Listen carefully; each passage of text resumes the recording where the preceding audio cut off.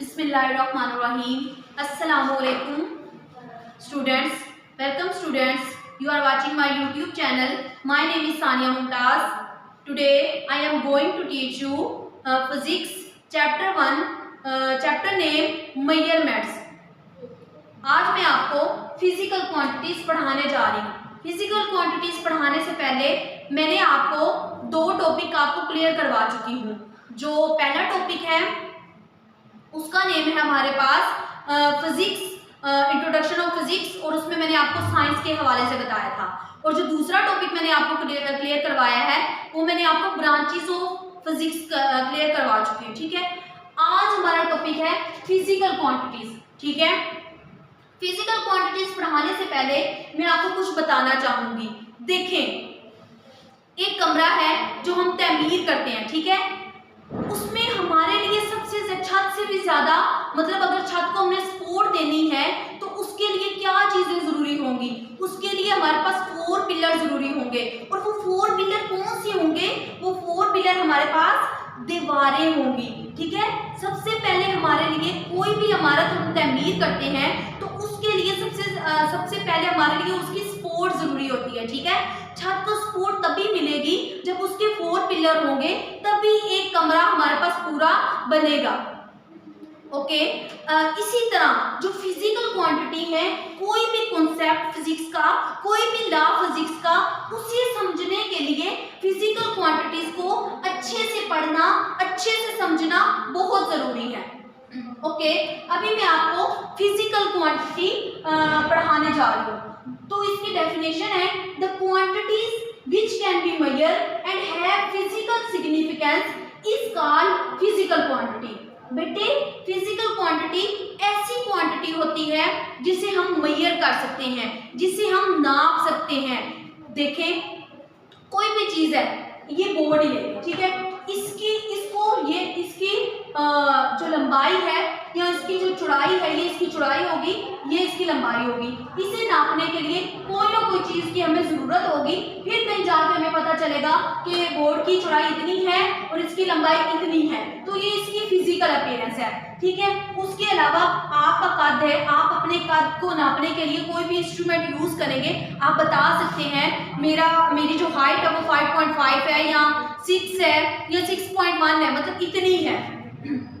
वो कैसे है? ओके, या हम किसी शॉप पे जाते हैं, हमने मैंगो वगैरह बाय करने हैं, हम बोलते हैं भाई 2 kg दे दो या इतना दे दो मुझे। तो वो जब आपको देता है तो जो वो इंस्ट्रूमेंट यूज करता है, जिस इंस्ट्रूमेंट से वो नापता है, जो उसकी अपीयरेंस होती है, उसे क्या बोलते हैं? फिजिकल क्वांटिटी, जिसे हम नाप सकते हैं। ओके बेटा, ये दूसरी क्वांटिटी को मेजर नहीं कर सकता। जैसे देखें, आपसे कोई पूछता है आप अपनी अम्मी से कितना प्यार करते हैं, आप बोलेंगे मैं अपनी अम्मी से ढेर सारा प्यार करता हूँ। ठीक है, तो क्या अम्मी से जो प्यार आप करते हैं उसे आप नाप कर सकते हैं? नहीं, आप सिर्फ ये बोल सकते हैं कि हम ढेर सारा प्यार करते हैं। ठीक है, इस क्वांटिटी को हम मेजर नहीं कर सकते। या जो आप अपने बहन भाइयों से प्यार करते हैं, मतलब जो प्यार हम दूसरों से करते हैं, ये इस क्वांटिटी को हम मेजर नहीं कर सकते। ये इनमेजरेबल क्वांटिटी होती है। ठीक है, ये अनमेजरेबल क्वांटिटी होती है।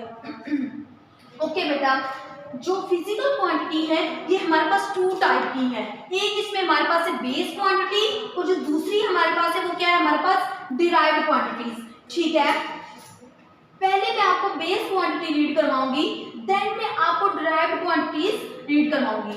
ओके, जो बेस क्वांटिटी है ये कौन सी क्वांटिटी होती है? बेस का मतलब तो वैसे हमें पता होता है कि इसका मतलब क्या होता है? बुनियादी होता है। ठीक है, द क्वांटिटीज ऐसी मिकदारें which are not derived from the other. ठीक है, डिराइव का तो हमें पता है कि किसी चीज को किसी दूसरी चीज से अखज करना। ठीक है, डिराइव का मतलब ये होता है कि एक चीज दूसरी चीज से निकले। जैसे फिजिक्स का वर्ड कहाँ से निकला है? फिजिक्स का वर्ड ग्रीक वर्ड, ठीक है, वहां से निकला है और इसको फिजिक्स बोलते हैं। ओके, साइंस का वर्ड लैटिन वर्ड है और साइंटिया से निकला है। ऐसे ही ये जो बेस क्वांटिटी है ये किसी से भी नहीं डिराइव की गई। ठीक है, देखें, the quantities which are not derived from other, उसे क्या बोलते हैं? बेस क्वांटिटी बोलते हैं। जैसे देखें, बेस क्वांटिटी हमारे पास क्या होगी? 1 होगी, डिजिट हो गया, 2 डिजिट हो गया 3 4 5 6 7 8 9। ये जो 9 डिजिट्स है हमारे पास, देखें 0 से स्टार्ट कर लें, ठीक है। ये जो डिजिट्स है हमारे पास, ये जो डिजिट्स हैं इनसे मिलकर बाकी काउंटिंग मानी है, ठीक है, बाकी गिनती जैसे, ठीक है, ये जो है ये अकेले हैं, ठीक है, ये किसी से मिलकर नहीं बने, ये बेस क्वांटिटीज है। ये हमारे पास क्या होंगी, ये हमारे पास बेस क्वांटिटी होगी। और इसके अलावा इसकी एग्जांपल हमारे पास क्या है, लेंथ, मैथ और टाइम, ठीक है। जो बेस क्वांटिटी होती है इसकी 7 टाइप्स होती हैं। सबसे पहले हमारे पास लेंथ, मैथ, टाइम, टेम्परेचर, उसके अलावा इलेक्ट्रिक करंट, ल्यूमिनस इंटेंसिटी और उसके बाद अमाउंट ऑफ सब्सटेंस। ये इसकी कितनी होती है, 7 क्वांटिटीज होती हैं, जिसे हम क्या बोलते हैं, बेस क्वांटिटी। और ये जो साथ के साथ होती है, जो मैंने अभी आपको बताई है, ये साथ के साथ हमारे पास कौन सी क्वांटिटीज होती हैं, ये बेस क्वांटिटी होती है। ओके, डिराइव्ड क्वांटिटीज, डिराइव्ड का मतलब है दूसरों से निकाली गई, दूसरों से अखज की गई। कैसे होगा, ठीक है, डिराइव्ड क्वांटिटीज को हम कैसे रीड करते हैं, द क्वांटिटीज ऐसी मिकदारें which are derived from other, जो दूसरी मिकदारों से निकलती हैं, जैसे बेस क्वांटिटीज से। कैसे, देखें, जो हमारे पास, ये मैंने अभी आपको कॉमन डिजिट्स बताए हैं 9 तक है, ये हमारे पास बेस के हैं। बेस से अब डिराइव्ड कैसे निकल रहे हैं, जैसे देखें 2 और 4, ये हमारे पास क्या बन गया 24, ये कहाँ से डिराइव किया गया, ये बेस से डिराइव किया गया। उसके अलावा 6 9, ये हमारे पास कहाँ से डिराइव किया गया, बेस क्वांटिटी से डिराइव किया गया, इसलिए हम इसे क्या बोलते हैं, डिराइव्ड क्वांटिटीज बोलते हैं। इसके अलावा हमारे पास इसकी एग्जांपल ये होगी वेलोसिटी, फोर्स, एक्सीलरेशन। वेलोसिटी कैसे, वेलोसिटी का फार्मूला हमारे पास क्या होता है, डिस्टेंस ओवर टाइम। डिस्टेंस को मतलब हम किस में रीड करते हैं, लेंथ में, और इसको हम किस में रीड करते हैं, टाइम को सेकंड में। तो ये दोनों किसकी मिकदारें हैं, ये बेस क्वांटिटी की है। हमें पता है लेंथ और जो टाइम है वो किसके है, वो बेस क्वांटिटी की है, और वो उससे हमारे पास क्या बना, उससे हमारे पास वेलोसिटी बन गया, ठीक है। ऐसी क्वांटिटी जो दूसरी मिकदारों से, जो दूसरी क्वांटिटी से अखज़ की जाती है, उसे हम क्या बोलते हैं, डिराइव्ड क्वांटिटीज बोलते हैं। ओके, अब हम इसे कैसे कैसे मेजर कर सकते हैं, हाउ टू मेजर, ठीक है।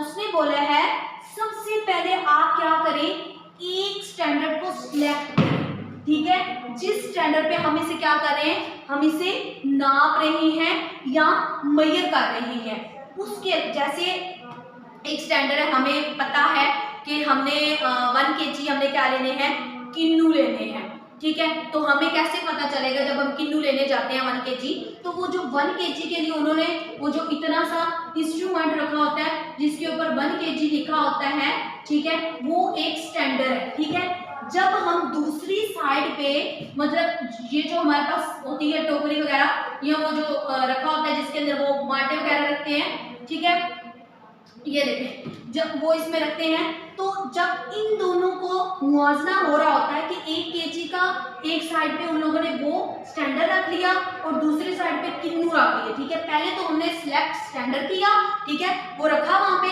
उसके बाद जब हम किन्नू रखते हैं तो कंपेयर विद स्टैंडर्ड, ये हमारे पास स्टैंडर्ड हो गया और ये हमारे पास स्टैंडर्ड, ये हमारे पास किन्नू। तो इन दोनों को हम क्या कर रहे होते हैं, कंपेयर कर रहे होते हैं। पहले उसने बोला कि हम इसे कैसे मेजर कर सकते हैं, पहले हम जो स्टैंडर्ड है उसे सिलेक्ट करेंगे और बाद में हम क्या करेंगे, हम जो स्टैंडर्ड है और वो जो किन्नू हमने लिए उन दोनों को हम क्या करेंगे, हम कंपेयर करेंगे, उनका मुआवजा करेंगे।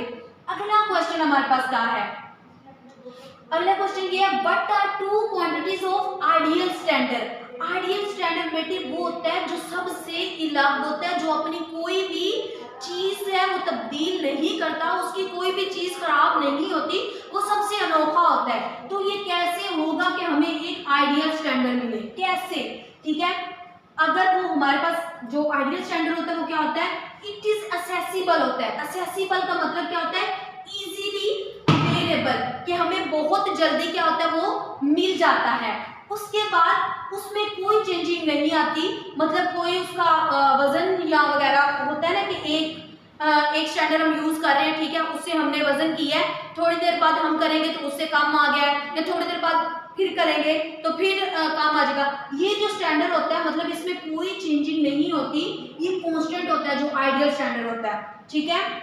ओके बेटा, इसमें डिफरेंस हमारे पास इस तरह भी आ सकता है कि define physical quantities and difference between base quantities and derived quantities, और ये इंपॉर्टेंट क्वेश्चन है और ये आ सकता है। इसके अलावा हम how physical quantities